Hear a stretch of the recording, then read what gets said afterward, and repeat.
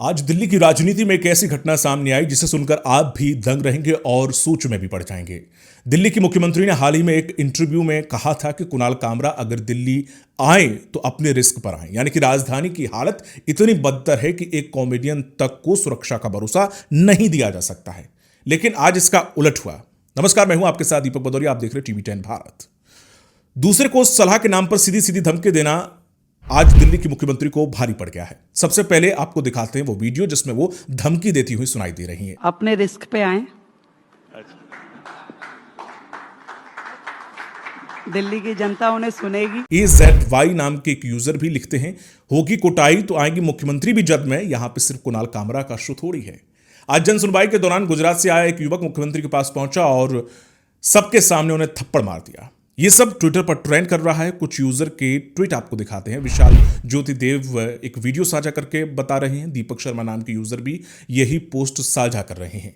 लोकतंत्र की सबसे बड़ी कुर्सी में से एक मुख्यमंत्री की कुर्सी, और वहां सुरक्षा का आलम यह है कि कोई भी नौजवान सीधे जाकर थप्पड़ मार सकता है। आरजेडी ने भी इस पर ट्वीट किया है और लिखा है कि दिल्ली की यह घटना वाकई बहुत चिंताजनक है। महाजंगल राज, महागुंडा राज। देश की राजधानी दिल्ली की मुख्यमंत्री रेखा गुप्ता को एक गुजराती ने थप्पड़ मारा। बाल खींचकर घसीटने की भी अप्रत्याशित और अपुष्ट खबरें आ रही हैं। मुख्यमंत्री को थप्पड़ मारना जंगल राज की श्रेणी में नहीं आएगा, क्योंकि मुख्यमंत्री बीजेपी की हैं और दलित, पिछड़ा व आदिवासी वर्ग की नहीं है, तथा उन्हें पीटने वाला प्रधानमंत्री और गृह मंत्री के गृह राज्य गुजरात का है। ऐसे में गुजरातियों का मन इतना बढ़ गया है कि अब वो मुख्यमंत्री को भी पीट रहे हैं। जरा सोचिए, अगर दिल्ली की मुख्यमंत्री तक सुरक्षित नहीं है तो आम लड़की, आम औरतों और आम नागरिकों की हालत क्या होगी।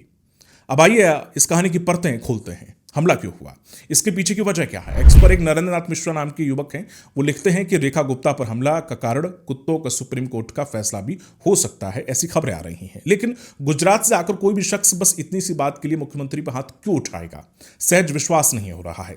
कुछ लोग कह रहे हैं कि युवक नाराज था, कुछ कह रहे हैं कि वो सियासी साजिश है, लेकिन असल वजह अब तक सामने नहीं आई है। लेकिन सवाल है कि अगर सचमुच इतना बड़ा हमला हुआ है तो उसका कोई वीडियो क्यों नहीं है। क्या जानबूझकर यह घटना छिपाई जा रही है, या सिर्फ थप्पड़ मारने वाला गुजराती है इसलिए उसको रियायत दी जा रही है। अब सोचिए दोस्तों, बीजेपी की सरकार है केंद्र में, दिल्ली पुलिस सीधे गृह मंत्री अमित शाह के अधीन आती है, तो अगर मुख्यमंत्री ही सुरक्षित नहीं है तो आम जनता किस भरोसे जिएगी। आज दिल्ली में लड़कियों पर होने वाले अपराध, छेड़छाड़, चेन स्नैचिंग, रेप केस, औरतों की सुरक्षा, ये सब मुद्दे रोज अखबारों की सुर्खियां बनते हैं, लेकिन सरकारें सिर्फ बयान देती हैं। सुरक्षा हमारी प्राथमिकता है। असल में होता क्या है कि मुख्यमंत्री तक इसमें सुरक्षित नहीं दिख रहे हैं। दोस्तों जरा याद कीजिए 2014 की वो घटना जब अरविंद केजरीवाल पर स्याही फेंकी गई थी। 2019 में भी रैली के दौरान उन पर हमला हुआ था। अब 2025 में फिर से वही कहानी हुई है। तब बीजेपी ने खूब माखौल उड़ाया था। एक्स पर मिस्टर शर्मा नाम के एक यूजर ने उस वक्त का एक वीडियो भी शेयर किया है। और आज का ये किस्सा अब संयोग तो नहीं हो सकता है, ये सत्ता की मिलीजुली चुप्पी का नतीजा जरूर हो सकता है। पहले वो वीडियो आप देख लीजिए, मनोज जी का है ये वीडियो। तो काम हमारा आप देख रहे हैं कितनी बाधित हो रहा है, फिर भी मनोज तिवारी किसी से झगड़ा नहीं करता। कभी करता है, किसी को गाली देता है, किसी से थप्पड़ मरवाता है। देखो,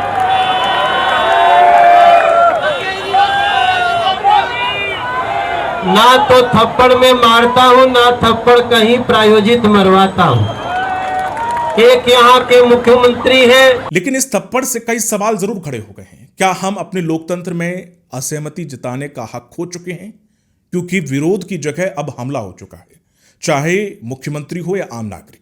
आज अगर कोई भी सरकार की नीतियों से नाराज है तो उसे सड़कों पर उतरकर लोकतांत्रिक ढंग से विरोध करने का भी हक छीन लिया गया है, जिसका नतीजा ये हो रहा है कि थप्पड़ हमला हिंसा के रूप में ये सामने आ रहा है।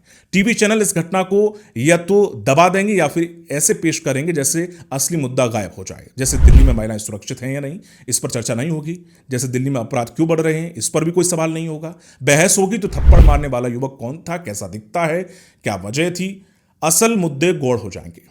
दोस्तों लोकतंत्र में सबसे बड़ी चीज है सवाल पूछने की आजादी। लेकिन जब मुख्यमंत्री पर हमला होता है और सरकार चुप रहती है तो समझिए कि लोकतंत्र की रीढ़ हिल चुकी है। तो आखिर सवाल यही है कि दिल्ली की सड़कों पर जब मुख्यमंत्री सुरक्षित नहीं है तो आम लड़कियां और आम आदमी, आम जनता कहां से सुरक्षित होगी। क्या सुरक्षा सिर्फ वीआईपी कारों के काफिले तक सीमित है, या फिर सुरक्षा का मतलब सिर्फ वोट बैंक मैनेजमेंट? ये घटना सिर्फ एक थप्पड़ नहीं है, ये हमारे लोकतंत्र पर मुंह पर बड़ा एक करारा तमाचा भी है और ये हमें सोचने पर मजबूर करता है कि हम अब किस दिशा की ओर जा रहे हैं या फिर सरकार किस दिशा की ओर लोकतंत्र को ले जा रही है।